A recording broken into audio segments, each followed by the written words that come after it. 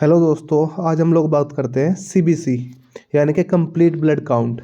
ये एक टाइप का टेस्ट होता है जो जनरली सभी बीमारियों में किया जाता है। तो इसके बारे में पढ़ते हैं आज होता क्या है। तो सबसे पहले हम बात करते हैं इरिथ्रोसाइट्स।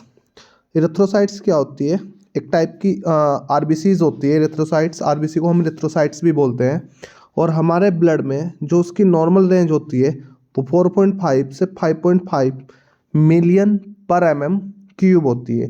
जो उसकी नॉर्मल रेंज होगी आरबीसीज की 4.5 से लेकर 5.5 मिलियन पर क्यूब होती है। यदि हमारी बॉडी में आरबीसीज की नंबर बढ़ जाए, यानी कि हमारे पास आरबीसीज का नंबर क्या है 4.5 से 5.5 मिलियन है, अगर इसका नंबर बढ़कर 5.6 मिलियन या 6 मिलियन हो जाता है तो हमें कुछ डिजीज हो जाती है। जिसमें फर्स्ट हमारे पास डिजीज है पॉलीसाइथीमिया। एक रेयर डिजीज होती है पॉलीसाइथीमिया। दूसरा हमारी बॉडी में क्या होगा, ब्लड ऑक्सीजन लेवल क्या हो जाएगा, कम हो जाएगा। ब्लड ऑक्सीजन लेवल कम होने के साथ साथ क्या होता है, हार्ट फेलियर हो सकता है। क्योंकि आरबीसीज का नंबर अगर ब्लड में बढ़ जाता है तो ब्लड में क्या होना स्टार्ट हो जाता है, क्लॉट होने स्टार्ट हो जाते हैं, जिसकी वजह से हार्ट फेलियर हो जाता है। दूसरा, हमारे बॉडी में अगर आरबीसीज का नंबर घटता है तो हमें हो जाता है एनीमिया। एनीमिया मतलब ब्लड की कमी। आरबीसीज में ब्लड की कमी हो जाती है तो हमें एक डिजीज होती है जिसे हम बोलते हैं एनीमिया। फिर इसके बाद हमारे पास अगर हम ब्लड रिपोर्ट देखें सीबीसी की, तो इसके बाद हमारे पास आता है हीमोग्लोबिन। हीमोग्लोबिन क्या होता है, एक रेड पिगमेंट होता है जो आरबीसी को कलर प्रदान करता है। और ये रेड पिगमेंट की जो नॉर्मल रेंज होती है सीबीसी रिपोर्ट्स में, अगर हम मेल की बात करें तो 12 से लेके 18 ग्राम पर डीएल होती है, डेसीलीटर। नॉर्मल रेंज जो मेल में होती है 12 से 18 ग्राम पर डीएल होती है। और अगर फीमेल्स की बात करें तो 12 से 16 ग्राम पर डीएल होती है। इसके बाद हमारे पास आता है पीसीवी। पीसीवी क्या होता है, पैक्ड सेल वॉल्यूम। पीसीवी क्या होता है, पैक्ड सेल वॉल्यूम। यानी इसकी जो नॉर्मल रेंज होती है मेल में होती है 40 से 54%। इसका जो नंबर होता है वो परसेंटेज में होता है। और फीमेल में होता है 38 से 47%। इसकी हेल्प से हम क्या पता कर सकते हैं, टोटल ब्लड में कितने परसेंट आरबीसीज प्रेजेंट होती है।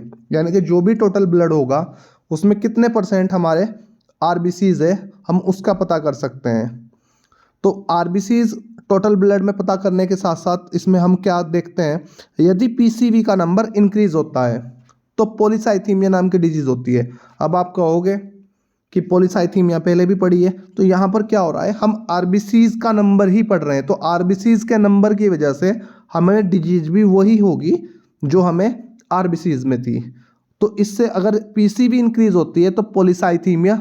दूसरा, पीसीवी जब इंक्रीज होती है जब हमारी बॉडी में डिहाइड्रेशन शो होता है, यानी कि पानी की कमी हो जाती है। दूसरा, अगर पीसीवी हमारे पास डिक्रीज होती है तो पीसीवी डिक्रीज होने के कारण क्या हो जाता है, एनीमिया हो सकता है। और हीमोडाइलेशन यानी कि जो हमारा ब्लड होगा वो थोड़ा पतला हो सकता है, यानी कि आरबीसी का नंबर उसमें क्या होगा, थोड़ा कम हो जाएगा। तो इससे इस तरह से हम क्या कर सकते हैं, पीसीवी की हेल्प से हम पता कर सकते हैं कि हमारी टोटल ब्लड में कितने परसेंट्स आरबीसीज हैं। इसके बाद हमारे पास है एमसीवी। एमसीवी क्या होता है, मीन्स कार्पसल्स वॉल्यूम।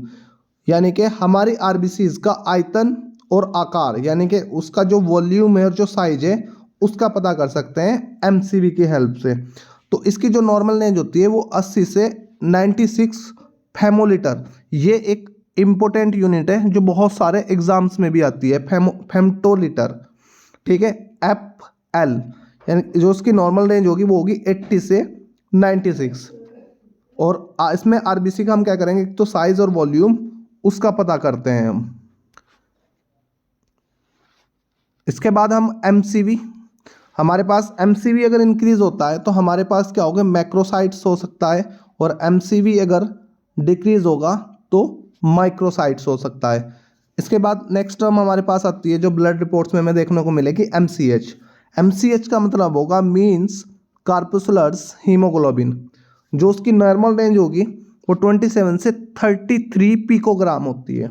जो MCH की नॉर्मल रेंज होती है वो होगी अबाउट 27 से 33 पिकोग्राम। इसकी हेल्प से हमें क्या पता लगेगा, आरबीसीज की सरफेस पर कितने % हीमोग्लोबिन है, क्योंकि आरबीसीज के ऊपर ही क्या होता है, हीमोग्लोबिन होता है। तो आरबीसीज के सरफेस पर कितने % हीमोग्लोबिन है, इसकी हेल्प से पता लगता है।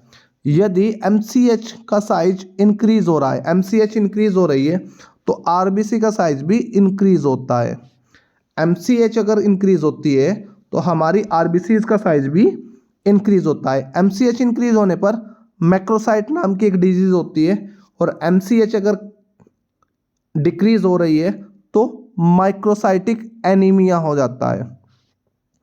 तो ये एक टाइप की डिजीज है जो MCH के इंक्रीज और डिक्रीज होने पर पता लगती है। इसके बाद हमारे पास आता है एक दूसरा नया टर्म है RDW।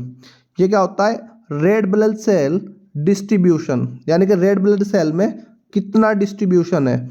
हम इसकी हेल्प से क्या, इसकी जो नॉर्मल रेंज होती है वो अबाउ 11 से 14% होती है, और इसकी हेल्प से हम आरबीसी का साइज पता करते हैं।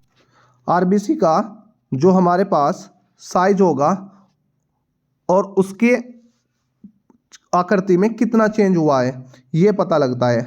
RDW से क्या पता लगता है हमें, RDW से हमें नॉर्मल रेंज तो इसकी 11 से 14% होती है, आरबीसी का आकार और आकृति में कितना चेंज हुआ, यानी कि उसका आकार पहले क्या था, उसका बाइकॉनकेव साइज होता है आरबीसीज का, तो उसके आकार में क्या चेंज हुआ है, तो उससे हमें RDW के नंबर से पता चल जाएगा।